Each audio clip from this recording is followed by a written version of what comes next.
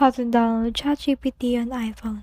Hi guys, so in this video I'll teach you how to download ChatGPT on iPhone. So if you want to learn how it's done, just watch this video until the very end.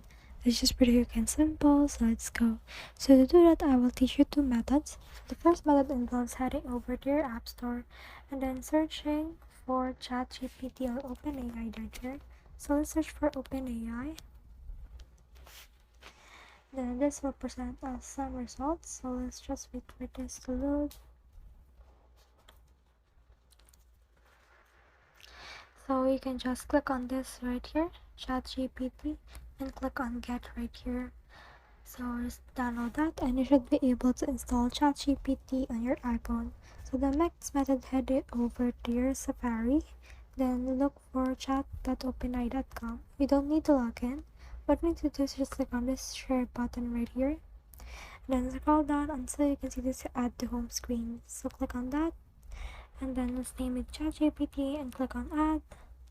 As you can see, ChatGPT has been added to our home screen. So that's the whole process. I hope this video helped you to download ChatGPT on iPhone. If you have questions or comments, kindly put in the comment section below. And if not, do not forget to subscribe and like. Thanks.